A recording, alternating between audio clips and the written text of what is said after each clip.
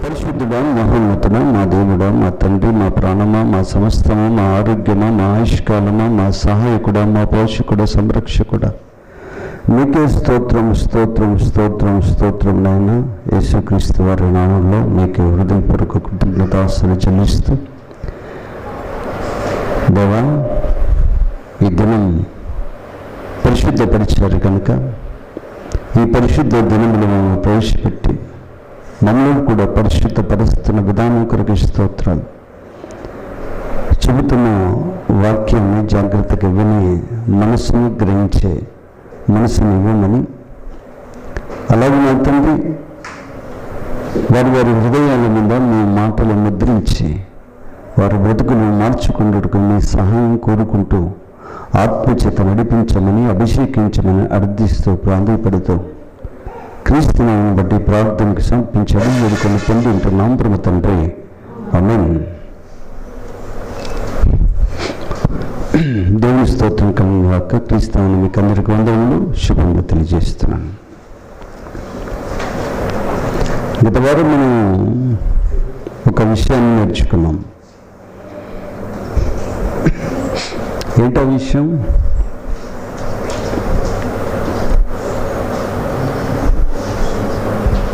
ఏ విషయం నేర్చుకున్నామా?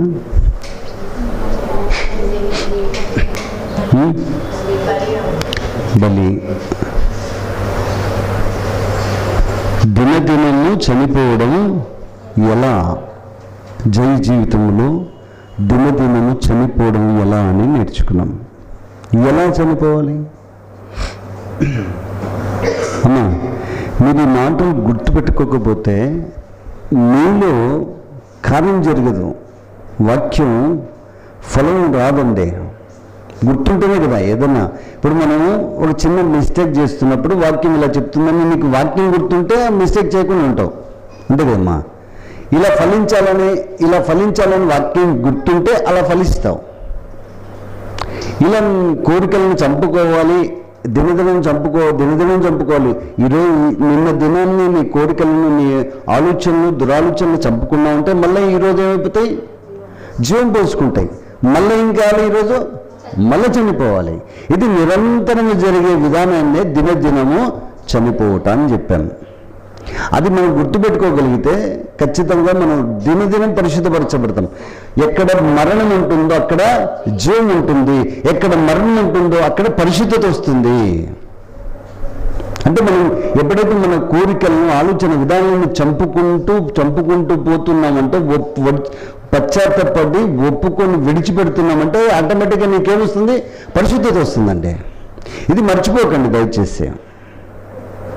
ప్రతి మనిషి తప్పు చేస్తాడు, కానీ దాంట్లో మరణకరమైన తప్పులు, మరణకరమైన కాని పాపాలు ఉన్నాయి. మరణకరమైన అంటే చేసిన తప్పును సరిదిద్దుకోలేనటువంటి తప్పును చేయొద్దండి, పొరపాటున చేయొద్దండి.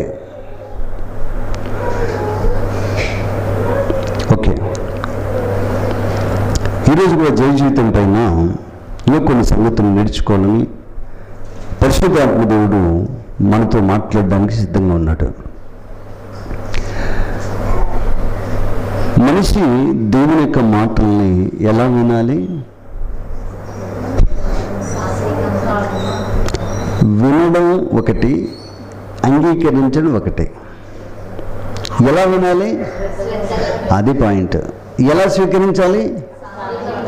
సాత్వికంతో స్వీకరించాలి. లోకానికి దేవునిని చూపించే అద్దం పేరు,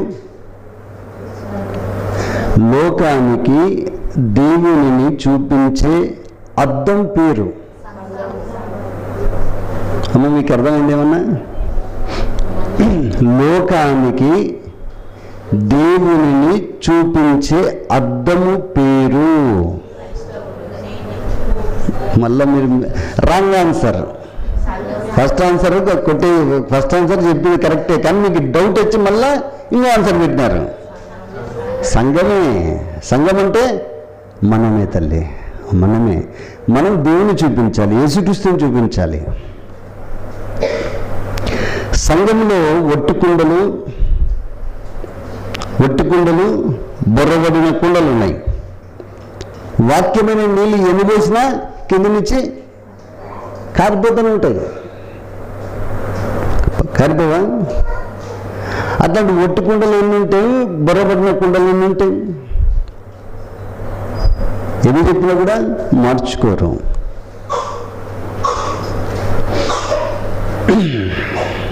పిల్లల్ని మీరు అక్కడ పోద్దురంటే పిల్లడు ఏం చేస్తాడు? వాడు కింద పోతాడు. ఇక్కడనే తిరిగి కూర్చాడంటే మళ్ళీ వాడు అక్కడనే తిరుగుతాడు. హైమ కొడుకు లెక్క.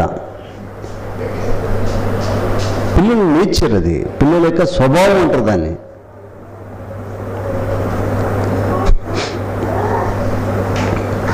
ఈ స్వభావాన్ని మార్చడానికేనండి దేవుడు తన సన్నిధికి రండ్రా బాబు, నా దగ్గరికి రండ్రా, మీ స్వభావాలను మారుస్తాను నేను అంటున్నాడు. రాతి గుండెను తీసి మాంసం గుండ పెడతాను మీకు. ఎప్పుడొస్తుంది? నువ్వు పశ్చాత్తాపడి ఒప్పుకొని విడిచిపెడుతున్నంత కాలం నీకు మెత్తనైనటువంటి మనసు ఉంటుంది.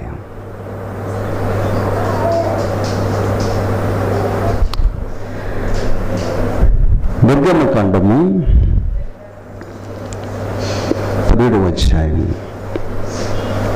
నిర్గమకాండము 17వ అధ్యాయము 15, 16 వచనాలు. తర్వాత మోషే ఒక బలిపీఠమును కట్టి దానికి యెహోవా నిస్సి అని పేరు పెట్టి అమాలేకీయులు తమ చేతిని యెహోవా సింహాసనముకు విరోధముగా ఎత్తిది కనుక యెహోవాకు అమాలేకీయులతో తరతరముల వరకు యుద్ధమనెను. పైన వచనాలను మనం ఆలోచిస్తే 8వ వచనం నుండి మనం ఆలోచిస్తే అక్కడ ఒక నిమిషం, యుద్ధం అయిపోతుంది. అమాలేకీయులతో యుద్ధం అయిపోతుందండి. యుద్ధం అయిపోయిన తర్వాత కూడా మళ్ళీ ఏం రాయబడింది 15, 16 వచనాల్లో? అమాలేకీయులతో తరతరములో యుద్ధం అంట. అంటే ఏం జరుగుతుంది? మన దైనందిన జీవితంలో, నీ జీవన పోరాటంలో, ఆత్మీయ పోరాటంలో ఎన్నో సమస్యలు వస్తాయి, ఎదురు దెబ్బలు వస్తాయి, శోధనలు వస్తాయి, శ్రమలు వస్తాయి. సమస్యలు వెనుక సమాధానం ఉంటుంది. మన సమస్యలతో అయిపోతాయి అనుకోండి, సమస్యల వెనుక సమాధానం ఉంటుంది. ఆ సమాధానం ముందు ఆశీర్వాదం ఉంటుంది. అయితే ఏం జరగాలి? మనలో కనిపెట్టుకొని ఉండాలి, సహించే మనసు ఉండాలి. ఇజ్రాయేలీయులను ఐగుప్తు బానిసత్వం నుంచి నడిపించి కాపాడి సంరక్షించి పోషించుకుంటూ తీసుకొచ్చినటువంటి దేవుడు వాళ్ళ యొక్క సమస్యల్లో తోడుకున్నాడు లేదు? దేవుడు తోడుకున్నాడు లేదమ్మా? మరి నేను ఆ సమస్యల్లో తోడు ఉంటాడా ఉండడా?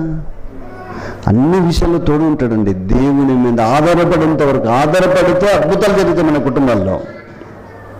నిజంగా చెప్తానమ్మా, మనము దేవుని మీద ఆధారపడితే మన కుటుంబాల్లో, మన జీవితాల్లో అద్భుతాలు జరుగుతాయి. ఏ విషయంకైనా దేవుని మీద ఆధారపడాలి. ఆధారపడినంత వరకు 3 పువ్వులు 6 కాయలు అంటారు చూడండి, ఇజ్రాయెల్ జీవితం అలా నడిచింది. కానీ ఆధారపడకుండా బయలుదేవతలను విగ్రహాల జోలికి వెళ్ళినప్పుడు భయంకరమైన సమస్యలు వచ్చాయి, చచ్చిపోయారు చాలామంది. దేవుని స్తోత్రం. మాట్లాడకండి అమ్మా. యెహోవాకు ఒక బలిపీఠం కట్టి దాని పేరు నిస్సి అని పేరు పెట్టాను. నిస్సి అంటే ధ్వజము, అంటే స్తంభం. మనం ఏదైనా గుళ్ళ ముందర ఒక స్తంభం నిలబెట్టి ఉంటారు, ధ్వజం, గరుడ స్తంభం, ధ్వజస్తంభం అంటారు వాటిని. అలాంటి ఒక స్తంభం నిలబెట్టి దానికి ఏం పేరు పెట్టాడు? నిస్సి అని పేరు పెట్టాడు. ఎవరు? మోషే గారు. అప్పటికి ఏమైపోయింది? యుద్ధం అయిపోయింది. యుద్ధం అయిపోయినా కూడా ఇజ్రాయిలుతో అమాలేకీయులకు తరతరములకు యుద్ధం కలుగుతూనే ఉంటుందంటాడు. రండమ్మా, త్వరగా రండమ్మా, లోపలికి రండి, అందరు లోపలికి రండి తల్లి.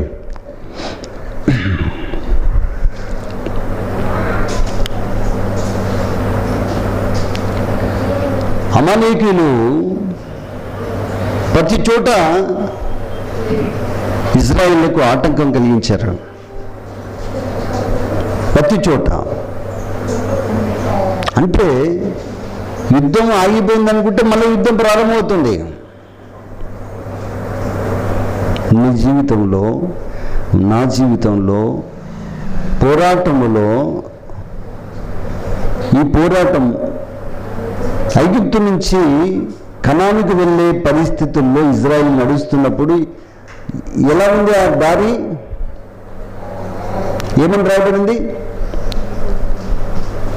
ఇజ్రాయిల్ ఎలా వారి నడక ఎలా సాగింది? ఏ స్థితిలో సాగింది? ఏ మార్గాన సాగింది? అరణ్య యాత్ర అన్నాడు కదా, అరణ్యము. కానీ అది అరణ్యం అనేది ఒక పదం, అది రాయబడింది. కానీ మొత్తం ఎడారి అండి. నీళ్ళు దొరకవు, నీడ దొరకదు, ఇంకేం దొరకదు అక్కడ ఇజ్రాయిల్లకు. అంటే ఎడారి ప్రాంతం నడుచుకుంటూ పోయారు. ఆ ఎడారిలో ఏం చేశాడు దేవుడు? ఏం చేశాడమ్మా? పగలు మేఘస్తంభము, రాత్రి అగ్నిస్తంభం. నేను ఎన్నో సందర్భాల్లో ఎక్కడన్నా నడుచుకుంటూ పోయినా, బండి మీద పోయినా, ఎండ ఎక్కువ అనుకో, ప్రభువా ఎండ అల్లాడిపోతున్నాను నాయనా అంటే కొద్ది ముందర లోపల మేఘస్తంభం వచ్చింది. అయ్యా ఎంత ప్రేమ అయ్యా నేనంటే అని దేవునికి కృతజ్ఞత చెప్పుకుంటూ వెళ్ళిపోతూ ఉంటాను నేను. నీకు కూడా అలా సంఘటనలు జరిగి ఉంటాయి, నాకు తెలుసు. అంటే దేవుడు నీతో నాతో ఉన్నాడని, నీ మాట వింటున్నాడని. నీ మాట వింటున్నాడంటే మనం ఏం చేయాలి? ఆయన మాట వినాలి కదమ్మా. ఆయన మాట వినాలి. మీకు సూచనగా ఒక సూచన మీకు చేశాడు దీని జీవితంలో. అదేనా ఇంకో ఎన్నో ఎన్నో ఎన్నో సూచనలు ఇచ్చాడు మీకు, మీ విశ్వాసాన్ని బలపరచడానికి, మీ భక్తి పెరగడానికి ఇస్తున్నాడు. కానీ మీరు ఏం చేస్తున్నారంటే ఏం చేస్తున్నారు? మర్చిపోతున్నారు. మీరు మర్చిపోతున్నారు ఆయన చేసిన ఉపకారంలో దేనిని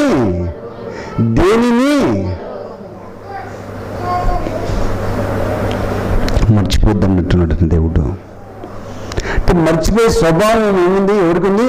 మనుషులకు ఉంది. కానీ దేవునికి మర్చిపోయే స్వభావం లేదమ్మా. రైట్. కనుక ఇజ్రాయేలీలను ఎలా తీసుకొచ్చాడో, ఎలా పోరాటంలో అరణ్యయాత్రలో తోడుగా ఉండి సమస్తం సమకూర్చాడో, వాళ్ళ శ్రమల్లో వేదనలో తోడుగా ఉండి వారి విజయపదంలో ఎలా నడిపించాడో, అలా దేవుడు నీకు నాకు కూడా తోడుగా ఉంటాడు. ఆయన సన్నిధి మనతో ఉంటుంది. నేను పొద్దున్న లేచి ప్రార్థన చేసుకునేది ఏంటి తెలుసా? నేను అమ్మ బయటికి పోతే దేవ ఇచ్చిన దినాన్ని బట్టి కృతజ్ఞతాస్తులు చెల్లిస్తున్నాయినా. యేసయ్యా స్తోత్రం, ఆత్మదేవా స్తోత్రాలు. ఈ దినమంతటిలో మీ సన్నిధి మాతో ఉంచండి. ఈ అపాయములోను, పాపములోను, అనారోగ్యంలోను, అవమానంలోను, శోధనలోను పడకుండా, దుష్టుడు ముట్టకుండా కీడు నుంచి నన్ను, నా కుటుంబాన్ని, సంఘాన్ని కాపాడి నడిపించమని ప్రాధాయపడుతున్నానని మొరపెడతాను. పొద్దున్నే తెల్లవారుజామున లేచిన అదే ప్రార్థనే. మళ్ళీ నేను బయటికి పోయేటప్పుడు మీ అనుమతి కోరుకుంటున్నాను, బయలుదేరుతున్నాను. ఈ దినాన్ని నేను క్షేమాన్ని ఇవ్వనైనా, చేసే ప్రతి పనులను సఫలం చేయనని ప్రార్థన చేసుకుని బయటికి వెళ్తాను. పెరుగు దేవుని సంగమా, దేవుని స్తోత్రం, దేవుని స్తోత్రం.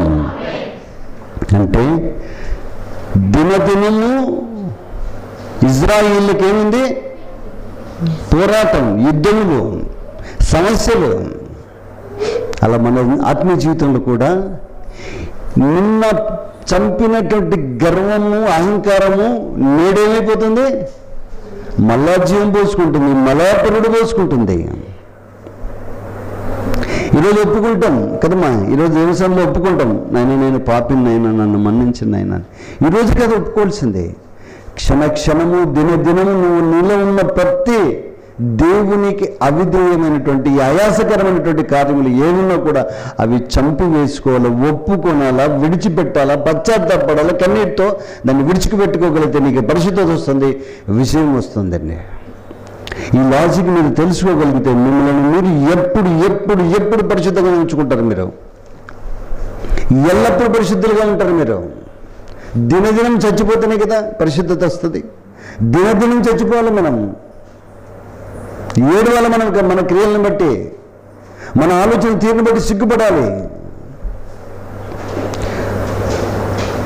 దేవుని స్తోత్రం. ఇరవై గ్రంథం 13వ అధ్యాయము 23వ వచనం. ఇర్మియా గ్రంథము 13వ అధ్యాయము 23వ వచనమ్మా. ఇర్మియా 13:23 చదువుతలే.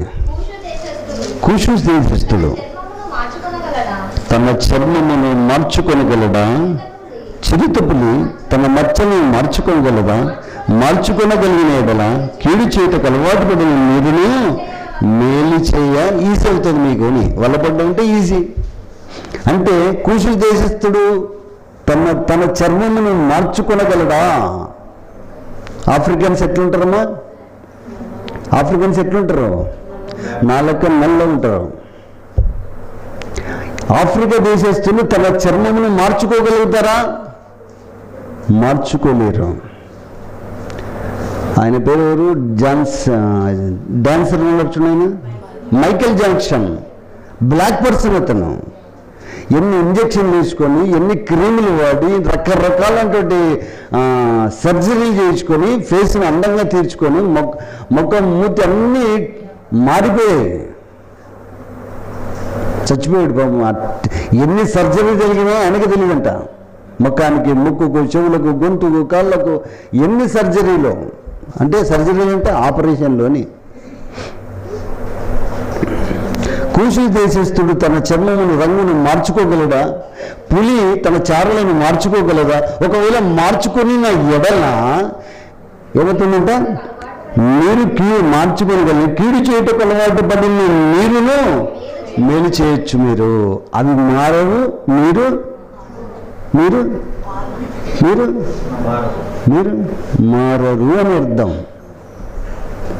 ఎందుకంటే అది పులి తన చర్మాన్ని చర్యలు మార్చుకోగలుగుతుందా? మార్చుకోలేరు. అందుకని ఏమో ఒక పాట పాడుతుంటే కదా మనం, మారు ప్రభు కడకే గరా ఇక కడవరి కాలమాయేరా, పండు పండిన రీతిగా ఇక పరిపక్వమై లోకము. పండు పండిన రీతిగా ఇక పరిపక్వమై లోకము. అకాల ఫలములు రాలిపోయినట్లు గతించే లోకము. అకాల ఫలములు రాలిపోయినట్లు గతించే లోకము. మారు మనసు నందునా జాగు చేయకు సోదరా, తడవు ఇలా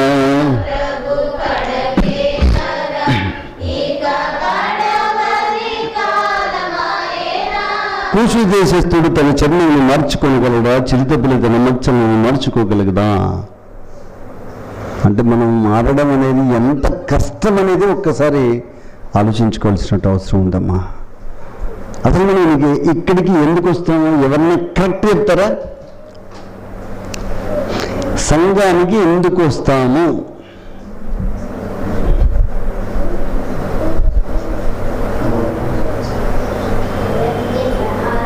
చెప్పండి. ఇన్ని సంవత్సరాలు బోధ వింటున్నారు కదా. బయట మళ్ళీ ఇదే కాదు, బయట నూడిల్స్ తింటారు, క్యాబేజీ అదేమైనా, గోబీ తింటారు,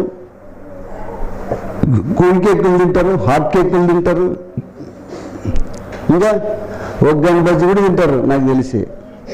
అన్ని బోధలు వింటారు. ఏ బోధ నిన్ను దైవిక క్రమంలోకి నడిపించలేదనేది నాకు బాధ కలుగుతుందంటే, ఏ బోధ నిన్ను సరిచేయలేదా, ఏ బోధ నీ స్వభావం మార్చలేకపోయిందా?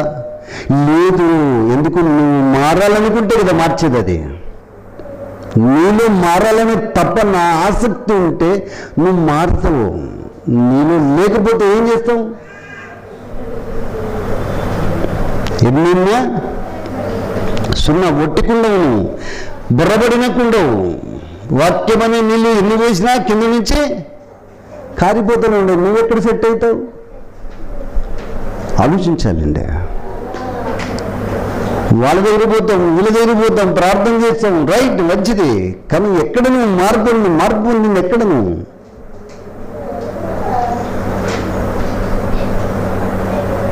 ఆలోచించాలి. దేవుని స్తోత్రం, దేవుని స్తోత్రం. రెండు చేతులెత్తి మర్యాదగా, మంచోళ్ళు కాబట్టి మీరు రెండు చేతులెత్తి మంచోళ్ళు అయితే దేవుని స్తోత్రం ఉన్నప్పుడు ఏం చేయాలి? రెండు చేతులెత్తి ఆమేన్ అనాలి. దేవుని స్తోత్రం, దేవుని స్తోత్రం. దుష్టత్వం రాజ్యం వెళుతుంది హృదయంలో. ఎందుకు రెండు చేతులు ఎత్తాలంటే? సిగ్గు. చెప్తాను దాని గురించి కూడా. ముందు మార్చుకోలేము మనం. పిల్లి తన చారలు మార్చుకోలేట్టుగానే ఉండే. ఇంకా బోధ మనం సంఘానికి ఎందుకు రావాలంటే, మొట్టమొదటిగా ఆజ్ఞను పాటిస్తాం. దేవుడు మనల్ని పరిశుద్ధులుగా చేస్తాడు. తర్వాత నీ స్వభావం మారడానికి దేవుడు మాట్లాడతాడు. ఏమని? దేనికి? నీ స్వభావం మారడానికి దేవుడు ఏం చేస్తాడు? మాట్లాడుతూ ఉంటాడు.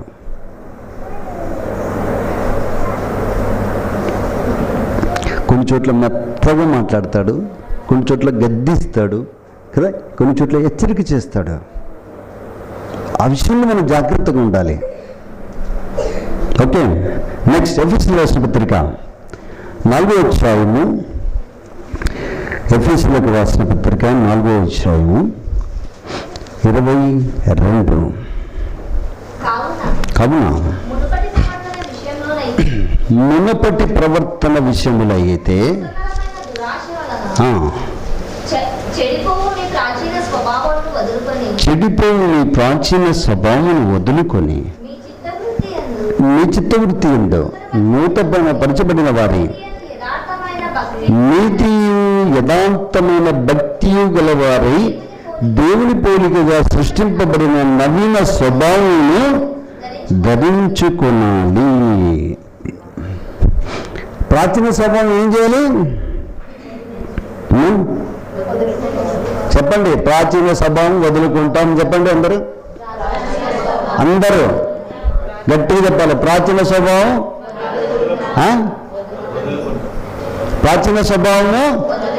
నేను చెప్పాను. నేను చెప్పిన ఆన్సర్ మళ్ళీ లాస్ట్ చెప్తాను మీరు. ప్రాచీన స్వభావం వదులుకుంటాం. ఇప్పుడు ఎక్కడ చెప్పినారు తెలుసా మీరు? దేవుని సన్నిధిమా. రైట్.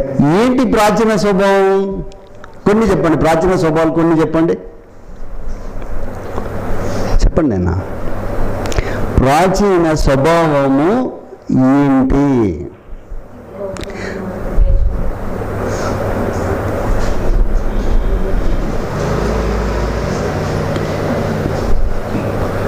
బైబిలు చదువు బాబు అంటే, అమ్మ బైబిల్ చదవాలమ్మ అంటే, దేవుని నమ్ముకొని 3, 4, 5, 6, 7, 8, 9 సంవత్సరాలైనా బైబిల్ చదివాం మనం సరిగ్గా. నువ్వు పాత దేవుని నమ్మనప్పుడు నువ్వు బైబిల్ చదివేదాన్ని కాదు. దేవుని నమ్మిన తర్వాత ప్రార్థన చేయి బాబు అంటే, సార్ నాకు ప్రార్థన రా సార్. ఏమొస్తుంది సార్? తిన్నికి వస్తుంది సార్. ఏం రోజులు తినుకుంటుంటావు బాబు నువ్వు? ప్రాచీన స్వభావము దేవుల్లోకి రాకముందు నీ మనస్సు, నీ స్వభావం ఎలా ఉండేది? మొండితనం. ఏం స్థలం? మొండితనం. ఇంకా అపనమ్మకం, లోభత్వం. లోభత్వం అంటే పిసినాసితనం, లోభత్వం అంటే. ఇంకా అబద్ధాలు, కొండెములు. కొండెములు అంటే చాడీలు చెప్పడం. ఈ లక్షణాలు ఎక్కువ ఎవరుకుంటాయి? చాడీలు చెప్పే లక్షణాలు ఎవరుకుంటాయి? ఎక్కువ ఆడవాళ్ళకు ఉంటాయి. ఇప్పుడు మగవాళ్ళకి ఎక్కువైనాయి. ఇంకా ద్వేషం, ఈర్ష్య కదా, అసూయ, ఇవన్నీ అహంకారం, కోపం, గర్వం. ఇవి ప్రాచీన స్వభావాలుగా కనిపిస్తాయి మనకు. ఇంకేం స్వభావాలు రావాలి? మరి ఇంకేం స్వభావాలు రావాలి? ఇక్కడ నీ ప్రాచీన స్వభావాన్ని వదులుకొని నీ చిత్తవృత్తి యందు నీ మనస్సాక్షి ప్రకారము నూతనపరచబడిన వారై నీతియు యథార్థమైన భక్తియు గలవారై దేవుని పోలికగా సృష్టింపబడిన నవీన స్వభావం ధరించుకోవాలి. నవీన స్వభావం ధరించుకోవాలంటే ఏం జరగాలి? బలి జరగాలి. బలి. బలి ఏంటా బలి? గర్వం అనే స్వభావాన్ని ఏం చేయాలి? బలి చేస్తే నూతనీకరించబడతావు, నవీన స్వభావం వస్తుంది. మోహపు చూపు అనేటువంటి స్వభావాన్ని తీసివేసుకోగలిగితే, బలి ఇవ్వగలిగితే, విడిచిపెట్టగలిగితే, చంపివేయగలిగితే నీలో ఏమొస్తుంది? నవీన స్వభావం వస్తుంది. ధనాపేక్షను చంపివేసుకోగలిగితే నీలో ప్రాచీన స్వభావం ఏమి? ధనాపేక్ష. డబ్బులు డబ్బులు డబ్బులు డబ్బులు డబ్బులు కదా. దాన్ని చంపివేసుకోగలిగితే నీలో నవీన స్వభావం వస్తుంది. ఇంకా స్వభావాలు ఎలా ఉంటాయి చెప్పండి? స్వభావాలు, కొన్ని స్వభావాల పేరు చెప్పండి అమ్మా. చెప్పరా మీరు? కొన్ని స్వభావాలు ఎలా ఉంటాయి చెప్పండి? మృదువైన స్వభావం నాలాగా. మీరు నవ్వుతారు నాకు తెలుసు. అదే నేను మృదువైన స్వభావం కదా నాది. చాలామంది తెలియదు. ఏం చేస్తాం? మృదువైన స్వభావము, కఠినమైన స్వభావం రమలెక్క. అతి మూర్ఖ స్వభావం. ఎవరి పేరు చెప్పినా డేంజర్, వద్దులే. వంకలు పెట్టే స్వభావం. వంకలు దేంట్లో పెడతారు? వంకలు. భార్య ఎంత మంచి చేసినా భర్త ఏం చేస్తాడు? నీ ముఖం లెక్కనుంది పప్పు అంటాడు వాడు. నీ ముఖం లెక్కనుంది సారు అంటాడు. వంకలు పెట్టే స్వభావం కొందరిది. ఏ పని చేసినా నచ్చదు. గుడికి వెళ్ళి నచ్చదు, బడికి వెళ్ళి నచ్చదు, షాపింగ్ పోయినా నచ్చదు. అట్లనే వీళ్ళు ఆడవాళ్ళని తక్కువ తిన్నారా? తెచ్చిన వాళ్ళు 1000 రూపాయలు ఏదో వాళ్ళు పక్కింటి వాళ్ళు 2000 చీర తెచ్చుకుంటే నాకు 1000 రూపాయల చీర, అది కూడా సరిగా లేదు, నాకు నచ్చలేదు, నా కలర్కి మ్యాచింగ్ కాలేదు. వంకలు. రైట్, వంకలు పెట్టే స్వభావం. ఇంకొంతమంది నమ్మకమైన స్వభావం, మంచి స్వభావం, దేవ స్వభావం. స్వభావాలు ఎన్ని రకాలు ఉన్నాయి చూడండి. వింటున్నారా? నిద్రపోతున్నారా? దేవుని స్తోత్రం, దేవుని స్తోత్రం.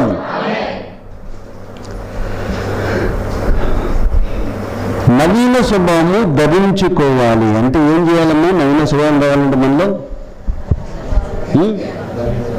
బలి జరగాలనేది మీరు గుర్తుపెట్టుకోండి అమ్మా. మనలో ఉన్న కఠినమైన స్వభావం విడిచిపెట్టాలి, మూర్ఖ స్వభావం విడిచిపెట్టాలి, కోప స్వభావం విడిచిపెట్టాలి. ఇంకేం స్వభావాలు ఉన్నాయి? మనం ఏం చెప్పినా అర్థం కాలేదా? ఇట్లా ఉంటుంది. ఇది ఇట్లా వేసినా మళ్ళీ ఇట్లా పాయింట్. అది కుక్కతోక వంకరనే. ఎన్నని చెప్పు, నా తోక ఇంతే సార్. దానికి డబ్బాలు కడతాం. ఎన్ని డబ్బాలు కట్టినా డబ్బా మళ్ళీ తీసేస్తే మళ్ళీ పోతుంది. మళ్ళీ ఆలోచించాలి, మారాలి. మరకపోతే ఎవరికి నష్టం? నాకే నష్టం, మీక నేను మారకపోతే నాకేం వస్తాం? మళ్ళీ నాకొక్కనికి, మీ ఒక్కొక్కనికి కాదు దేవుని వాక్యం, నాకు కూడా వాక్యమే కదా, నాకు కూడా దేవుడే. దేవుని స్తోత్రం. మత్తయి సువార్త 10:37.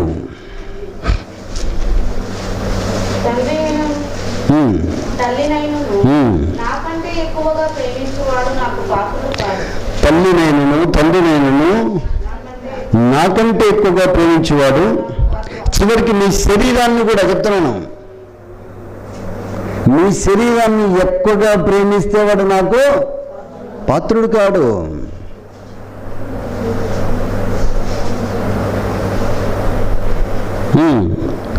తర్వాత కుమారునైనను కుమార్తెనైనను నాకంటే ఎక్కువగా ప్రేమించేవాడు నాకు పాత్రుడు కాదు. మీ ఆత్మీయ జీవన పోరాటంలో ఎదురు దెబ్బలు, నిందలు, అవమానాలు, సమస్యలు, ఆర్థిక సమస్యలు, ఆరోగ్య సమస్యలు ఏవైతే వస్తున్నాయో దానిని చూసి నువ్వు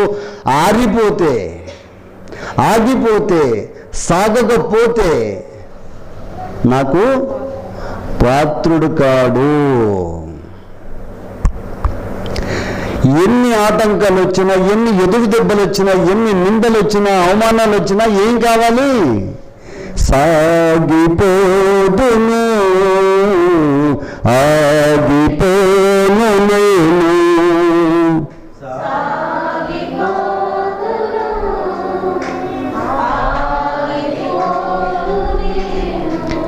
విశ్వాసములో నేను, ప్రార్థనలో నేను, విశ్వాసములో నేను, ప్రార్థనలో నేను. హల్లెలూయా హల్లెలూయా హల్లెలూయా హల్లెలూయా హల్లెలూయా హల్లెలూయా హల్లెలూయా. సాగిపోదును, ఆగిపోను నేను. కృష్ణుడు ప్రియులారా, తన సిలువను ఎత్తుకొని నన్ను వెంబడింపని వాడు నాకు పాత్రుడు కాడు. సిలువలు ఉన్నాయా మీకు? సిలువ ఉందా మీకు? ఉండలేదా? ఎంతమంది సిలువలు ఉన్నాయో చెప్పండి. అమ్మ సిలువ చెప్పాలి, చేతులు ఎత్తాలి దేవుని సన్నిధిలో. మంచోళ్ళు అయితే చేతులు ఎత్తారు, మంచోళ్ళు అనుకుంటే ఏం చేస్తాం? ఓకే, ప్రతి ఒక్కరికి సిలువ ఉందండి. ఈ సిలువలోని నీలో ఉన్న దేవునికి ఆయాసకరమైనవి ఏవైతే ఉన్నాయో వాటిని బలి చేయాలి. మన పాపముల నిమిత్తం యేసుక్రీస్తుని బలి పశువు సిలువలో బలి అయ్యాడు. యేసు రక్తము ప్రతి పాపం నుండి పవిత్రంగా చేసింది. ఒక నీతి అనేకులను నీతిమంతులుగా చేస్తుంది. భూమిన దేవుని సంగమా, తన సిలువనెత్తుకొని నన్ను వెంబడించిన వాడు నాకు పాత్రుడు కాదు. నీ తల్లిని, తండ్రిని, అన్నను, అక్కను, కుమార్తెను, కొడుకుని నాకంటే ఎక్కువగా ప్రేమిస్తే, అంటే ఎలా ప్రేమిస్తాం? వాక్యం కంటే ఎక్కువ ఎలా ప్రేమిస్తాం చెప్పండి. ఈరోజు దేవుని సన్నిధికి రావాలి. భర్త నాకు ఇప్పుడే తెచ్చి కూర చేయమన్నాడు, ఏం చేస్తాం చెప్పండి? ఏం చేస్తాం చెప్పండి? కూర చేస్తారా? టైంకి దేవుని సన్నిధికి వస్తారా? కూర చేసుకుంటూ వస్తారా? అంటే నీలో సిద్ధపాట్లేదు తల్లి. దేవుడు నీకు నిజంగా దేవుని మీద ప్రేమ ఉంటే, నేను చెప్తున్నాను, నిజంగా దేవుని మీద ప్రేమ ఉంటే రేపు విశ్రాంతి దినం కనుక, దేవుని సన్నిధికి పోయే దినం కనుక, శనివారం నాడు నువ్వేం చేయాలి? ఏం సిద్ధపడాలి? రేపు ఎలాగైనా మటన్ చేస్తాడు మా ఆయన, కాబట్టి ఈరోజు ఏం చేయాలా? అల్లం కోటి నూరుకోవాలా, కొబ్బరి నూరుకోవాలా, ధనాల పొడి నూరుకోవాలా, ఇంకా ఏం చేయాలా? బట్టలు ఉతుక్కోవాలా కదా. రేపటి దినానికి బట్టలు ఏ బట్టలు వేసుకోవాలి? ఎందుకంటే మనకు 33 రాట్లు ఉంటాయి. తర్వాత డబ్బులు తీసుకోవాలా, అన్నీ సిద్ధం చేసుకొని రేపు చక్కగా సమయానికి రావచ్చు సిద్ధపడితే కదమ్మా. నీకు సిద్ధపడట్లేదు. నీ భర్తకి ఏం చెప్పాలి నువ్వు? అయ్యా నేనైతే దేవుని సన్నిధికి వెళ్ళాలి, ఆదివారం కదా, కాబట్టి నువ్వు తెచ్చుకునేది ఏదైనా ఉంటే పొద్దుగాలకు తెచ్చుకోయ్యా, చక్కగా చేస్తాను, తిను, ఒక పూట పొద్దున పూట తిను, మళ్ళీ మధ్యాహ్నానికి బాగా తిను అని చెప్పి పొద్దున్నే లేపి పొద్దున్నే 7-7:30 కల్లా తెప్పించినావు అనుకో, 8, 9, 10 గంటలకల్లా ఏమైపోతుంది? వంట అయిపోతుంది, అన్నీ అయిపోతాయి. ఆదివారం అంటే మన వాళ్ళకు జాలిడే, హాలిడే, హాలిడే జాలిడే. ఈడికి వస్తే దుఃఖం డే, అంతేనా? ఏడ్చాలి మీరు. 6 దినాలు ఎంజాయ్ చేసినారు ఇంటికాడండి, టీవీలు, సినిమాలు, సీరియళ్ళు చూసి మేము మామూలు విడిచిపెట్టాలన్నా, గుద్ది గుద్ది గుద్ది పచ్చడి చేసి అప్పుడు పంపిస్తే కొంచెం వారం అంతా పట్టుకుంటుంది. అది సార్ కొట్టినాడు, ఈడ కొట్టినాడు, ఆడ కొట్టినాడు అని కొంచెం వర్క్ అవుతుంది మీకు. మామూలుగా అమ్మ మీరు మంచోళ్ళమ్మ, మీరు మంచోళ్ళమ్మ, ఎంత మంచోళ్ళమ్మ, అంత మంచోళ్ళంటే దేవుని స్తోత్రం. రైట్. అమాలేకీయుల గురించి మనం ఇందాక చదువుకున్నాం కదరా, నిర్గమకాండంలో 17వ అధ్యాయంలో మనం ఒకసారి చదువుకుందాం మళ్ళీ ఒకసారి. అమాలేకీయుల పైన బాగా వినాలి, ఇది ముఖ్యమైనటువంటి ఘట్టం, అతి ముఖ్యమైనటువంటి ప్రాముఖ్యమైనటువంటి అద్భుతమైనటువంటి ఘట్టం. నిర్గమకాండం 17వ అధ్యాయములో జరిగినటువంటి యుద్ధములో అమాలేకుల పైన ఇజ్రాయేలీయులు ఎలా విజయం సాధించారు, అదే పాయింట్ ఇక్కడ. అమాలేకుల పైన ఇజ్రాయేలు ఎలా విజయం సాధించారు చదవండి. 8వ వచనం. అమాలేకులతో యుద్ధమాడాను మోషే, అహరోను, హూరు అనువారు ఆ కొండ శిఖరం ఎక్కిరి. మోషే తనపై చెయ్యి పైకెత్తినప్పుడు ఇజ్రాయేలు గెలిచిరి. మోషే తన చెయ్యి దింపినప్పుడు అమాలేకులు గెలిచిరి. మోషే చేతులు బరువెక్కగా వేసిరి. అతని చేతులను ఆదుకొనగా అతని చేతులు సూర్యుడు అస్తమించు వరకు నిలబడగా ఉండేది. అట్లు యెహోషువ కత్తివాడి చేత అమలేకు రాజుల తజ్జలను గెలిచారు. చాలమ్మా, ఇక్కడ మీరు అందరు నాకు వెళ్ళి చూడండి అమ్మా, అందరు నాకు వెళ్ళి చూడండి. రెఫీదీము అనే చోటుకు వచ్చినప్పుడు ఇజ్రాయిల్ ఐగుప్తు నుంచి, ఆ రెఫీదీముల దగ్గర అమాలేకులని ఇజ్రాయేలుతో యుద్ధం చేస్తారు. యుద్ధానికి సిద్ధమైన సందర్భంలో మోషే ఏం చేస్తాడంటే ఒక కొండ శిఖరం మీద ఎక్కుతాడు.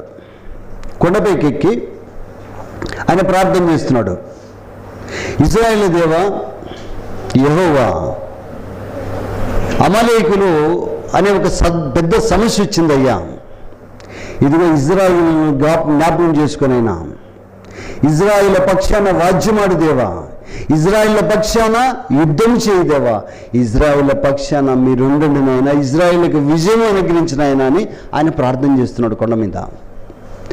మేము కూడా మన జీవితంలో ఎలాంటి సమస్య వచ్చినా మొదట ఏం చేయాలి? దేవునికి మొరపెట్టాలి. కుటుంబంలో ప్రతి ఒక్కరూ గలిబిలి ఉంటుంది, అసమాధానం ఉంటుంది, అశాంతి ఉంటుంది మన కుటుంబంలో, లేదంటే పక్కింటి వాళ్ళతో, ఎదురింటి వాళ్ళతో, బంధువులతో. నువ్వేం మొరపెట్టాలి? నా పక్షాన వాద్యమాడే దేవుడు నీకు నాకు ఉన్నాడని నాయన, నువ్వే వాద్యమాడు నాయన, నువ్వే యుద్ధం చేయి నాయన, పగ తీర్చుట నేను ప్రతిఫలమిస్తా అంటాడు. చాలామంది ఏమనుకుంటారంటే టిట్ ఫర్ టాట్, కొట్టాలని అనుకుంటారు, కానీ చాలా తప్పురా. నువ్వు నేను కొడితే ఎంత కొడతాను చెప్పండి? దేవుడు కొడితే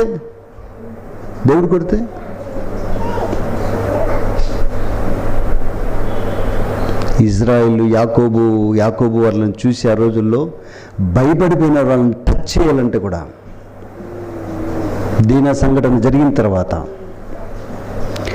యాకోబు వాళ్ళని టచ్ చేయాలంటే కూడా భయపడిపోయారా ఆ ఏరియా వాళ్ళు షెకెములో. దేవుని స్తోత్రం. అలా కొండ మీద మోషే గారు ప్రార్థన చేస్తున్నారు, ఇజ్రాయేల్ దేవా, ఇజ్రాయేల్కి విజయం ఇవ్వనైనా, అమాలేకులతో వాద్యమాడయ్యా, అమాలేకులతో నువ్వే యుద్ధం చేయి దేవా అని ప్రార్థన చేస్తూ మొరపెట్టుకుంటున్న సందర్భంలో చేతులు ఎత్తాడు. ఎవరు? మోషే గారు కదమ్మా. ఇలా చేతులు ఎంతసేపు నిలబడతారు? చేతులు ఎత్తండి, ఇట్లా చేతులు ఎత్తండి, ఎంతసేపు నిలబడతారు చూద్దాం. ఎత్తండి, దేవుని సందేహం ఎత్తండి, దేవుని సందేహం ఎత్తండి. ఇలా చేతులు ఎంతసేపు నిలబడతాం చెప్పండి. ప్రార్థన చేస్తాం. ఎప్పుడైనా దేవుని చేతులు ఎత్తి ప్రార్థన చేస్తారా మీ ఇళ్ళలో? జనరల్గా చేయం కదమ్మా. కానీ చేతులు ఎత్తి ప్రార్థన చేస్తే అది ఆకాశం వైపు మన చేతులు ఎత్తి ఆ సహాయం కోసం అర్థిస్తున్నట్టు తల్లి. ఒక దించండి మా. ఎక్కువసేపు ఇలా ఎత్తలేం మనం. గమనించండి, కావాల్సి ఇంట్లో కూర్చొని ప్రార్థన చేయండి. ఆకాశం వైపు చేతులు ఎత్తి మోషే గారు దేవునికి ఎలుగెత్తి ప్రార్థన చేస్తున్నప్పుడు చేతులు నొప్పి పుట్టాయి పాపం. చేతులు నొప్పి పుట్టినప్పుడు ఏం చేస్తున్నాడు? నువ్వు చేతులు నొప్పి పుడితే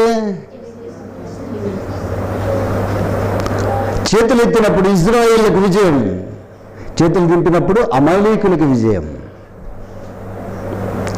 అప్పుడు కింద నుంచి చూసినటువంటి అహరోను హూరులు వేరు. వినాలి, మీరు బాగా వినాలి. అహరోను ఊరులు పోయి ఏం చేశారు తెలుసా? మోషే అహరోను కంటే పెద్దోడా చిన్నోడా? మరి నిద్రపోతుండమ్మా. మోషే అహరోను కంటే పెద్దోడా చిన్నోడా? వెనకటి వాళ్ళు చెప్పడంలా అమ్మా. నాగమణి, చిట్టమ్మ వింటున్నారా? మరి వింటున్నారా? ఇప్పుడు నేను ఒక క్వశ్చన్ అడిగాను. ఏం క్వశ్చన్ చెప్పండి. నాగమణి, నేను ఒక ప్రశ్న వేశాను ఇందాక సంఘానికి. ఏంటి ఆ ప్రశ్న? పక్కన లంగేటండి. ఏం ప్రశ్న వేశాను చెప్పండి ఇప్పుడు. చిట్టమ్మ, నాగమణి,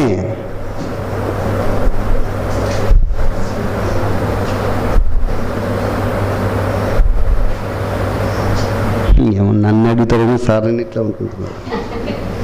వినండి తల్లి, వింటే మంచిది కదా. కానీ జాగ్రత్త వినండిమా, ఎందుకంటే కొద్దిసేపు కదా దేవుని సన్నిధిలో ఉండేది. మోషే గారు అహరోను కంటే చిన్నోడు. అహరోనులు కొండ మీదకి ఎక్కి మోషే గారు ఇబ్బంది పడుతున్నట్టున్నారు. పాపం సేవకుడు అయినా చేతులు ఎత్తలేకపోతున్నాడు, ఎక్కువసేపు నిలబెట్టలేకపోతున్నాడు. చేతులు ఎత్తితేనే ఇజ్రాయిల్లకు విజయం వస్తుంది, చేతులు దించినప్పుడు అమాలేకులకు విజయం వస్తుంది. ఇది కాదని చెప్పేసి భయపడిపోయి ఏం చేశారు వీళ్ళు? అహరోను హూరులు పోయి ఏం చేశారు? ఒక రాయిని తీసుకొచ్చి, చూడండి, చేతులు బరువెక్కగా ఒక రాయిని తీసుకొని వచ్చి అతను దాని మీద కూర్చుంటే దాన్ని వేసిరి, మోషేయా నువ్వు కూర్చోయ్యా. ఎవరు? అహరోను అంటున్నాడు వాళ్ళ అన్న తమ్ముణ్ణి. అయ్యా పెద్దోడు చిన్నోడికి వెళ్ళా, చిన్నోడు పెద్దోడికి వెళ్ళా? అమ్మా కాదు, అది లోక సంబంధమైన విధానం. ఇక్కడ దైవజనుడు మోషే గారు అభిషేకించబడిన వ్యక్తి, ఇజ్రాయిల్లు ఐగుప్తు నుంచి కనానుకు నడిపించే బాధ్యతను అప్పగించబడిన వ్యక్తి, దైవావేశం కలిగిన వ్యక్తి, ఆత్మాభిషేకం పొందిన వ్యక్తి. ఎవరు? మోషే గారు. అహరోను దేవుడు ఇజ్రాయిల్తో మాట్లాడాలన్నా, దేవుడు ఫరోతో మాట్లాడాలన్నా ఎవరి ద్వారా మాట్లాడతాడు? మోషే గారి ద్వారానే మాట్లాడతాడు. జాగ్రత్త వినండి. నా చుట్టే నా తట్టు తిరిగి చూడండి, మీరు పక్కన చూడొద్దండి. మోషే గారి ద్వారానే దేవుడు మాట్లాడతాడు అంతే. ఇజ్రాయిల్లకు ఏ అవసరం కావాలని ఎవరి ద్వారా చేస్తాడు? మోషే గారి ద్వారా తీరుస్తాడు. ఫరోను గద్దించాలన్నా, బుద్ధి చెప్పాలన్నా మోషే గారి ద్వారానే చేస్తాడు. అది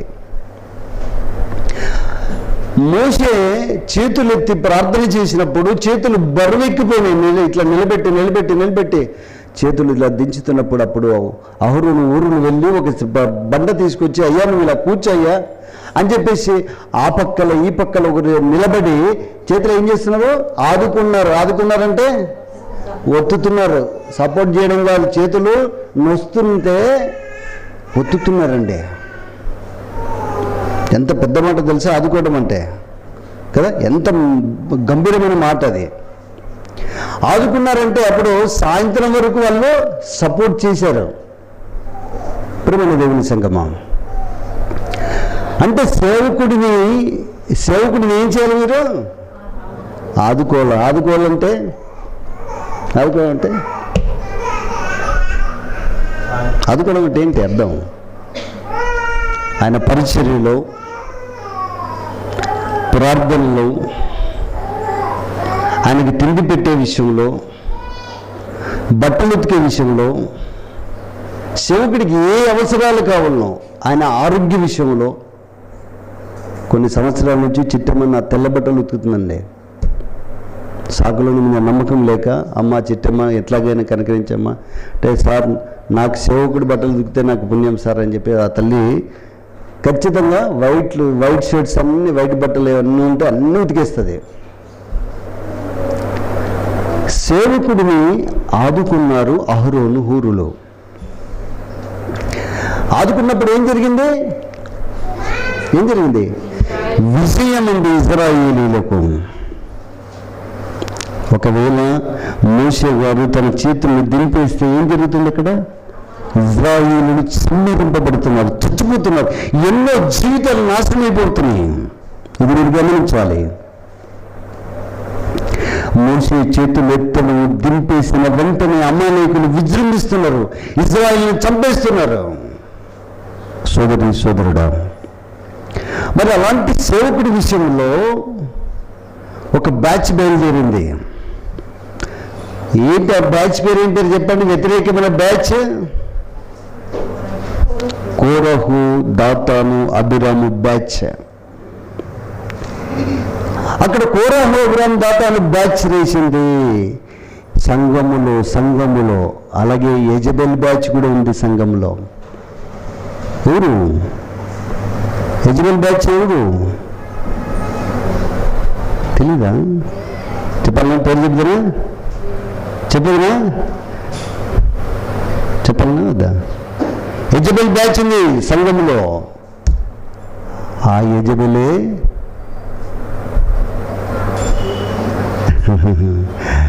మిరియాం. మీరు అనుకుంటున్నారు తిక్కోళ్ళు, నా గురించి చెప్తారు, నా పేరు చెప్తారు. తప్పమ్మా. మిరియాం ఉంది సేవకులను వ్యతిరేకించే బ్యాచ్, సేవకుడి పరిచర్యను వ్యతిరేకించే బ్యాచ్ కోరాహు కుటుంబం. అతనితో పాటు దాతాను, అబీరాములు ఉన్నారు. చదవండి సంఖ్యాకాండం 16వ అధ్యాయం. సంఖ్యాకాండము 16వ అధ్యాయము మొదటి నుంచి.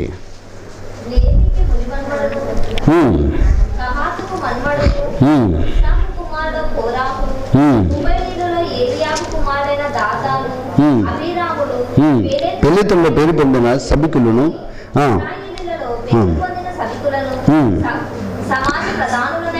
250 మందితో మోషేకు ఎదురుగా లేచి మోషే అహరోనులకు విరోధంగా పోగుపడి, మీతో మాకు ఇక పని లేదు, ఈ సర్వ సమాజంలో ప్రతివాడు పరిశుద్ధుడే, యెహోవా వారి మధ్య ఉన్నాడు, హెచ్చించుకున్నారని మోషేని క్వశ్చన్ చేశారు. నువ్వేనా పరిశుద్ధుడివి, నువ్వేనా పాస్టర్వి, నువ్వేనా స్పీకర్, నువ్వేనా ప్రసంగం చేసేది? మేం చేయలేమా? మేం మాట్లాడలేమా? మేం ప్రార్థన చేయలేమా? మేం పరిశుద్ధులం కాదా? దేవుడు మాతో మాట్లాడటం నీతో ఒక్కంతోనే మాట్లాడతాడా అని ఎదురు తిరిగినారు. ఎవరు? కోరాహు, అబీరాము, దాతాను, ఊను. తర్వాత 250 మంది. అన్ని లక్షల మందిలో వీరికి సైతాన్ పట్టింది. మోషేకి వ్యతిరేకంగా మాట్లాడారు. నువ్వు నేను సమానమే. ఎవరెవరు? సేవకుడు, విశ్వాసులు సమానమే. సమానమా? సమానం కాదా? చెప్పండి అమ్మా. వెనకలు వాళ్ళు చెప్పట్లేదు. సేవకుడు, విశ్వాసులు సమానమేనా? రైట్, సమానం కాదు అని బైబిల్ చెప్తుంది, నేను చెప్పేది కాదు. ఎందుకు? మీ పిలుపు వేరే, సేవకుడుకున్న పిలుపు వేరే. ఆ ప్రసంగాలు విడిచిపెట్టండి, ఆ ఆలోచన విధానం మానుకోండి.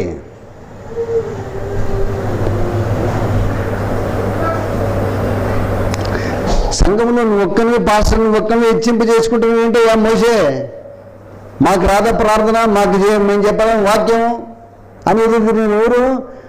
అభిరాము, కోరహు, దాతాను, ఓను, 200 మంది మళ్ళా వాళ్ళకి సపోర్టు. అప్పుడు ఏం జరిగింది చూడండి, మనకు తెలుసు కదమ్మా ఏం జరిగిందమ్మా. కోరాహు కుటుంబం ఏమైంది? ఏమైంది చెప్పండమ్మా. భూమి మింగినేసింది తల్లి.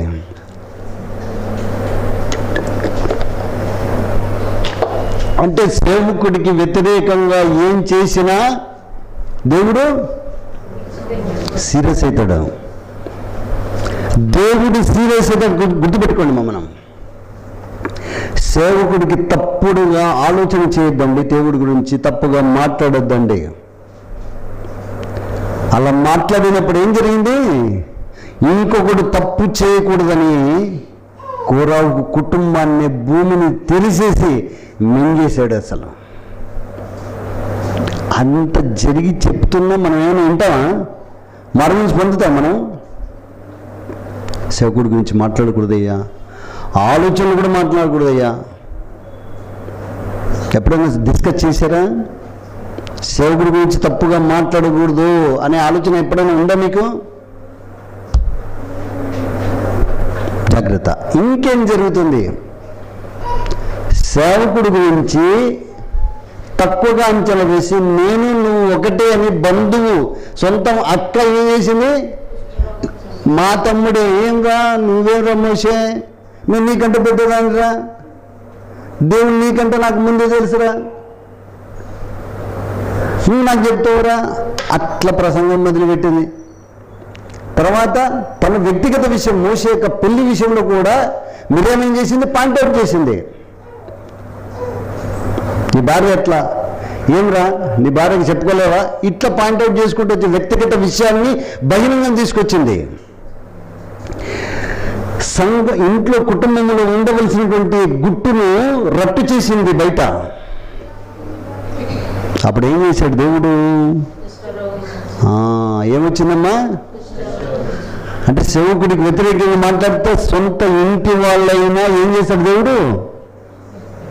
కుష్టు కాదు మనకి ఇప్పుడు నానా రకాల రోగాలు, సమస్యలు, ఇబ్బందులు, చాలా ఇబ్బందులు పెడతారు మీరు సేవకుడి గురించి మాట్లాడితే. తప్పుగా మాట్లాడితే, తప్పుగా ఆలోచిస్తే, తప్పుడుగా చెప్పితే. గుర్తుపెట్టుకోండమ్మా. అక్కడ మోషే ఇజ్రాయిల్, లక్షల మంది ఇజ్రాయిల్ కొరకు చేతులు ఎత్తి ప్రార్థన చేస్తుంటే, ఆ ప్రార్థన చేస్తున్నప్పుడు చేతులు ఎత్తినప్పుడు ఇజ్రాయిల్కి విజయం వస్తుంది. చేతులు ఎత్తినప్పుడు అమాలీకులు గెలుస్తుంటున్న పరిస్థితులు చూసి ఇక్కడ సంఘంలో ఉన్నటువంటి పరిచారకులు, యాజకుడైనటువంటి అహరోను, పరిచారకుడైన ఊరు పోయి ఆ చేతులను ఆదుకొని నొడ్డు పుట్టకుండా ఒత్తి పరిస్థితి చేసి ఇజ్రాయిల్ గెలిచేంత వరకు సపోర్ట్ చేసినటువంటి పరిస్థితి అక్కడ కనిపిస్తుంది మనకు. అంటే నీకు నాకు ఎలాంటి మనసు ఉండాలో తెలుసా? అహరోను, ఊరు లాంటి మనసు ఉంటే నీ జీవిత పోరాటంలో, ఆత్మీయ పోరాటంలో, శరీర సంబంధమైన పోరాటంలో నీకు విజయం వస్తుంది. కోరాహు లాంటి మనసు ఉంటే నువ్వు ఎప్పటికీ గెలవలేవు, నిత్య నాశనంలోకి వెళ్ళిపోతావు. దేవుని స్తోత్రం. నీకు ఎలాంటి మనసు ఉండాలి తెలుసా? సేవకుడిని ఆదుకునేటువంటి మంచి మనసు, అహరోను లాంటి మనసు ఉండాలి, ఊరు లాంటి మనసు ఉండాలి. కోరాహు, యజబెలు లాంటి మనసు ఉంటే ఎప్పటికీ గెలవలేరు, ఎప్పటికీ వర్ధిల్లలేరు. ఇది మీ జీవితకాలం గుర్తుపెట్టుకోండి.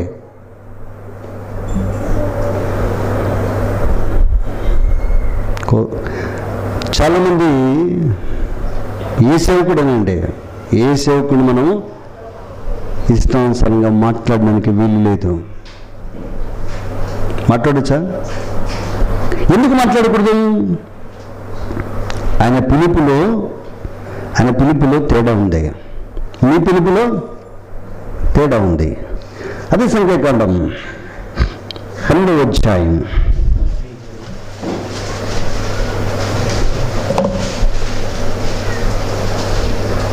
1-16 మనం చూస్తాం. నేను చదువుతాను కొంచెం. మోషే నీ దైవజనుడు, నీ ఆత్మనాయకుడు, నీ చేత గౌరవింపబడిన వాడు నీతో ఎప్పుడు సమానం కాడు, నీ తోటి వాడు కానే కాదు. మోషే కూషు దేశం స్త్రీని పెళ్లి చేసుకొని ఉండేను కనుక అతడు పెళ్లి చేసుకొని ఆ స్త్రీని బట్టి మిరియాము అహరోనులు అతనికి విరోధంగా మాట్లాడరి. వారు మోషే చేత మాత్రమే యెహోవా పలికించనా, ఆయన మా చేతనే పలికించలేదు కదా అని చెప్పుకొనక యెహోవా ఆ మాట వినను. మోషే భూమి మీద ఉన్న వారందరిలో మిక్కిలి సాత్వికుడు యెహోవా. మీరు ముగ్గురు ప్రత్యక్ష గుడారంలోకి రండిని హఠాత్తుగా మోషే అహరోను మిరియాములకు ఆజ్ఞ ఇచ్చెను. మోషే గురించి బయట ఏం మాట్లాడుకుంటున్నారు వీళ్ళు ముగ్గురు? ఇద్దరు సొంతము, అక్క, అన్న, తమ్ముని గురించి మాట్లాడుకుంటున్నారు.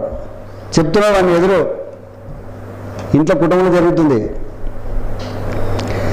ఏమిరా నువ్వు ఒక్కనే భక్తి పడడం అనుకుంటున్నావు, నువ్వు ఒక్కనే విశ్వాసరా, మాకు తెలియదురా నీ విశ్వాసం ఎంతో, నీ భక్తి ఎంతో, చూసినాం లేరా నీ భక్తి, నాతో దేవుడు మాట్లాడలేదా, నీతోనే మాట్లాడినా, ఇట్లా డిస్కషన్ జరుగుతుంది. అప్పుడు ఎవరు ఎంటర్ అయినారు? అరే వీళ్ళేందరా ఇట్లా మాట్లాడుతున్నారు వీళ్ళిద్దరు, అత్యవసర సమావేశం రండి గుడారం లేకన్నాడు. అర్జెంట్ మీటింగ్ రండి కన్ఫర్ చేశాడు, అంటే పిలిచాడు. మీరు ముగ్గురు వచ్చాడు ఇక్కడ గుడారం లేకన్నాడు. అంతే. గుడారంలోకి వచ్చిన తర్వాత ఏం మాట్లాడుతున్నాడు చూడండి, దేవుడు ఏం మాట్లాడుతున్నాడు చూడండి. ధర్మ యుద్ధం నిలిచి అహరోను మిరియాములను పిలిపించని తప్పు చేసిన వాళ్ళని ఏం చేసినాడు? సేవకుడైన మోషేకు వ్యతిరేకంగా మాట్లాడిన అహరోను మిరియాములను పిలిచి వారిద్దరు రాగా, ఆయన నా మాటలు వినండి రా బాబు, నీలో ప్రవక్త ఉండిన ఎడల యెహోవాకు నేను దర్శనమిచ్చి అతను నన్ను తెలుసుకున్నట్లు కలలో తన సేవస మాట్లాడదును. నా సేవకుడైన వాడు మోషే అటువాడు కాడు, అతడు నా ఇల్లంతలో నమ్మకమైన వాడు. నేను గూఢ భావములతో కాదు, దర్శనమిచ్చి ముఖాముఖి అతనితో మాట్లాడదును. అతను యెహోవా స్వరూపం నిదానించి చూచును. కాబట్టి నా సేవకుడైన మోషేకు విరోధంగా మాట్లాడటం మీరేలా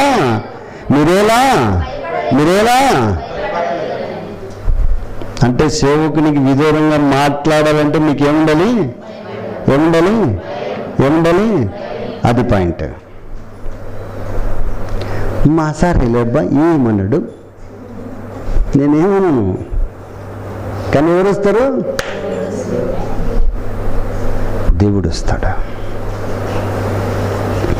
మాట్లాడి ఎందుకురా మీరు భయపడుతున్నారు, నా సేవకుడు మోషే అలాంటి వాడు అనుకుంటున్నాను, నన్ను డైరెక్ట్గా చూస్తాడు అని అనుకుంటే, నాకు నా ఇంటంతట్లో నమ్మకమైన వ్యక్తి మోషే. ఏమనుకుంటున్నాను మీరు మోషే గురించి? ఖబర్దార్, మీరేమో నువ్వు ఎక్క మాట్లాడుతున్నావు? మోషే భార్య గురించి మాట్లాడతావా? నీకేం మెంటలా? మోషే గురించి తక్కువ చేసి మాట్లాడతావా? నువ్వే తక్కువ చేసి మాట్లాడితే సమాజం, మనం అంటాం కదా, ఎవరే ఇంట్లో ఎట్లా మాట్లాడితే బయట పరిపోదరా అని. క్లాస్ పెట్టినాడు దేవుడు, మళ్ళీ మనకు కూడా క్లాస్ పీకుతాడు, పీకుతాడు. ఎలా పీకుతాడు? మీరు గుర్తుపెట్టుకోండి. నేను సేవకుడని, నేను గొప్ప అని చెప్పుకోవడం లేదు తల్లి. ఎప్పుడు మనం సేవకుడి గురించి తప్పుగా మాట్లాడకూడదు. ఒకవేళ నిజంగా నేను పనికిమాలను అయితే నేనేం చెప్పాను, మీకు అవకాశం ఇచ్చాను, రాయండి రాడ తల్లి, నా గురించి, నా బలహీనతల గురించి నేనేం తప్పుగా చేస్తున్నా అవన్నీ కాంకలు పెట్టాలి. ఏంటి నా జీవితాన్ని మార్చుకోకపోతే అప్పుడేనండి ఏ సంఘంలో ఇలాంటి అవకాశం ఉండదు. నేను నా జీవితంలో నా తప్పు నిజంగా నన్ను ప్రేమిస్తే మీరు నా లోటుపాట్లను మీరు రాయగలుగుతారు. నేను అవకాశం ఇస్తాను కదా, నేను ఖచ్చితంగా అవకాశం మంచి మనసుతో స్వీకరిస్తాను, నో ప్రాబ్లం. అలా నువ్వైనా నేనైనా దేవుడు రాసిన ఈ ఉత్తరం, బైబిల్ అనే ఉత్తరం రాసినప్పుడు మనం ఏం కావాలి? మార్చుకోవాలి. సేవకుడి గురించి మోషేకు విరోధంగా మాట్లాడుటకు మీరేలా భయపడలేదను యెహోవా కోపం వారి మీద రగులుకొనెను. ఆయన వెళ్ళిపోయిన మేఘము ఆ ప్రత్యక్ష గుడారం మీద నుండి ఎత్తబడను. అప్పుడు మిరియాము హిమం వంటి తెల్లని కుష్ఠుదాయను. ఆ తర్వాత ఏం జరిగింది తెలుసా? వాళ్ళ నాయన వచ్చి మోషే ఆమె తండ్రిని ఆమె ముఖం మీద ఉమ్మ వేసిన ఎడలా ఆమె ఎడుదును సిగ్గుపడం కదా. వాళ్ళ నాయన వచ్చి ఉమ్మేయాలంటే ఆమె మీద ఎట్లా ఉమ్మేస్తారు? మామూలుగా ఉమ్మి అంటే ఎప్పుడేస్తారు చెప్పండి? ఎట్టేస్తారు ఉమ్మి? మామూలుగా మన కోపం వచ్చి ఆ పాప ద్వేషిస్తే ఏమంటాం? టూ అంటాం కదా. అంటే అంత సిగ్గుపడేటువంటి విషయం అండి. అలాంటి సిగ్గు కలిగే రోజు వస్తుంది సేవకుడి గురించి మాట్లాడితే. వ్యంగ్యంగా వెటకారంగా సేవకుడి గురించి మాట్లాడితే కుటుంబంలో రోగాలు సన్నిధికి వస్తాయి. గుర్తుపెట్టుకోండి. ఎందుకు ఈ హెచ్చరిక చేస్తున్నాడు దేవుడు తెలుసా మీకు? మోషేకు వ్యతిరేకంగా మాట్లాడిన సొంత హక్కును కూడా విడిచిపెట్టలేదు. మోషేకు వ్యతిరేకంగా సేవకుడికి వ్యతిరేకంగా ఏం మాట్లాడినా, ఏం ఆలోచించినా, వ్యంగ్యంగా వెటకారంగా ఏం మాట్లాడినా అది మీకు డేంజర్ అయిన సంగతి గుర్తుపెట్టుకోండి. ఎందుకు సమస్యలు నా ఇంటి నుంచి విడిచిపెట్టలేదు అంటే నీకున్నటువంటి మనసు, నీ స్వభావం మారడం లేదు.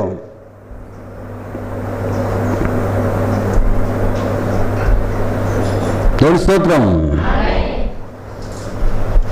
చర్చలు పెడతారు. చర్చించుకోవడానికి సేవకుడే దొరికినాడా? చర్చించుకోవడానికి సేవకుడే దొరికాడా మీకు? ఊరు మందల్లో చర్చించుకుంటారు. లాస్ట్కి అడిగొస్తారు, మళ్ళా అడిగొస్తారు. కాబట్టి చేద్దండి తల్లి, ఎలా చేద్దంటే దయచేసి ముఖ్య చెప్తాను. సేవకుడికి వ్యతిరేకంగా క్వశ్చనే లేదు, ఒక్క మాట కూడా వ్యతిరేకంగా మాట్లాడదండి. అది మీకు దీవెనకరం కాదు తల్లి, అది దీవెనకరం కాదు. అది మీకే శాపాన్ని తీసుకొస్తుందని చెప్తుంది వాక్యం. చెప్తుంది నేను కాదండి, వాక్యం చెబుతుంది. రైట్. మోషే ఎలుగెత్తి దేవా దయచేసి నేను బాగు చేయమని యెహోవాకు మొర్ర పెట్టాను. మళ్ళీ ఎవరు ప్రార్థన చేయాలా? మోషే ప్రార్థన చేయాల్సిందే. కాబట్టి మీ కొరకు సేవకుడు అయినటువంటి మోషే ప్రార్థన చేసినప్పుడు లక్షల మంది రక్షణలోకి నడిపించబడ్డారు, జీవంతో ఉన్నారు. మోషే ప్రార్థన చేసినప్పుడు ఇజ్రాయేలులకు విజయం. సేవకుడు ప్రార్థన చేసినప్పుడు మీ కుటుంబాలకు దీవెన, ఆశీర్వదిస్తున్న సంగతి గుర్తుపెట్టుకోండి. ఒక చిన్న విషయాన్ని చెప్పి ముగిస్తాను. యవనస్తులు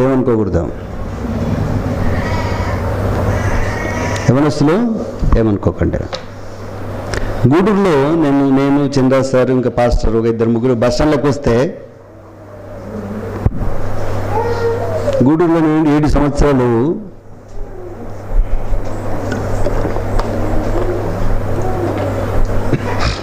అక్కడే ఉన్నాం. సరదాగా సాయంకాలం అట్లా కలుసుకుందాము, వాక్యం మాట్లాడుకుందాము. అలా బస్ స్టాండ్కి వెళ్ళి పప్పులు బొరుగులు కట్టుకొని బస్ స్టాండ్కి వెళ్ళేటోళ్ళము. మా యవనస్తులంతా తీసుకొని యవనస్తులు కనిపించి సార్ టీ దాంపా, సార్ కాఫీ తాతారా, బూస్ట్ తాతారా ఇట్లా అడిగేవాళ్ళు. మీ ఇష్టం లేని ఏదన్నా కానీ డబ్బులు వాళ్ళే ఇచ్చి మీద పడి ఇచ్చేటోళ్ళు. ఎవరు ఇవ్వాలి? సేవకుడు ఇవ్వాలా, విశ్వాసి ఇవ్వాలా? ఇక్కడ రివర్స్ ఉంది. ఇక్కడ ఏం చేసినా నా జోబులో తీయాలా, ఏం చేసినా నా జోబులో ఇవ్వడం పెద్ద సమస్య కాదండి. దేవుడు నాకు ఇచ్చాడు, ఇవ్వడం తప్పలేదు. అతను ఇవ్వడం తప్పలేదు, నేను తప్పలేదు. కానీ మీకు ఎలాంటి ఆలోచన ఉందంటే సార్కి డబ్బులు బండి కొనే సారే పెడతాలేనంటే తప్పుడు. అది ఇతను ఒక సేవకుడు కదా, ఇతను గౌరవించబడాలి కదా. నేను ఈ అన్నము ఒక ముద్ద తినిపించినా, లేదా ఒక టీ తాపించినా, ఇంత టిఫిన్ తినిపించినా నా కుటుంబానికి ఆశీర్వాదం కదా అనేటువంటి తలపు మీద రావాలి. నేను ఖర్చు పెట్టిన పెద్ద సమస్య కాదు, నేను ఇస్తానని ఊరుకుంటున్నారు చాలామంది. ఆ విధానం మార్చుకోండి. రోజు కలుస్తాం మనం, రోజు కలుస్తామా? కొందరు పెడతారండి, నాకు తెలిసి పెట్టేటోళ్ళు ఎవరు, తప్పు. అది మీకు ఆశీర్వాదం కన్నా గుర్తుపెట్టుకుంటే. రైట్. ఇప్పుడు మీరు ఎలాంటి స్వభావం కలిగి ఉంటారు చెప్పండి. ఇప్పుడు స్టోరీ అంతా విన్నారు కదమ్మా. ఎలాంటి స్వభావం కలిగి ఉండాలనుకుంటున్నారు చెప్పండి. నవీన స్వభావం అంటే చెప్పండి. నవీన స్వభావం అంటే ఏమిటి?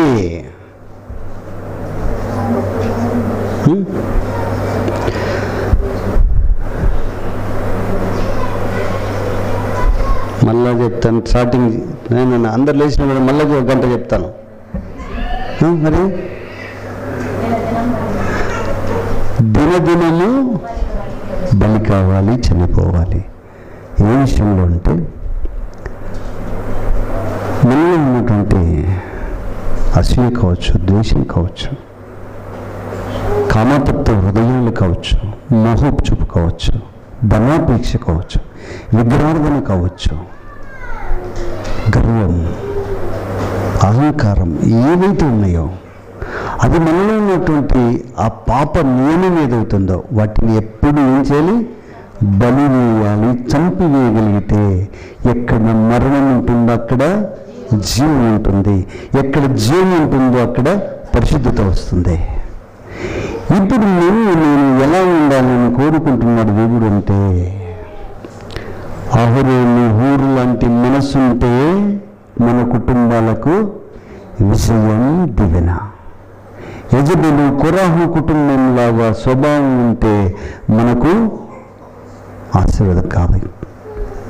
దయచేసి స్వభావం మార్చుకోవడానికి ఆసక్తి. ప్రకటన గ్రంథంలో ఏమంటాడు తెలుసా? నీవు మారు మనసు పొందాలి, లేని ఎడల నేను ఎద్దకు వచ్చి నీ దీపస్తంభము తీసివేసేదను, కలిగా నాగ్ని ఆసక్తితో మారు మనసు పొందంటాడు. ఆసక్తి అంటే మనం మారు మనసు పొందడానికి ఇష్టపడాలిరా, తీసివేసుకోవడానికి ఇష్టపడాలి, మనలో లోపాన్ని సరి చేసుకోవడానికి ఇష్టపడాలి. నీతో సూటిగా మాట్లాడినప్పుడు బాధ ఖచ్చితంగా తగులుతుంది. బాధ అయితే బాధపడదామా లేదు, మనలో తప్పుని ఎత్తి చూపిస్తే ఖచ్చితంగా బాధపడదాం. ఆ బాధలో నుంచి నువ్వేం జరగాలి? మార్పు రావాలి. అది నీకు క్షేమం, ఆశీర్వాదకరం. దేవుడితో మాట బద్దం చేయను కాక.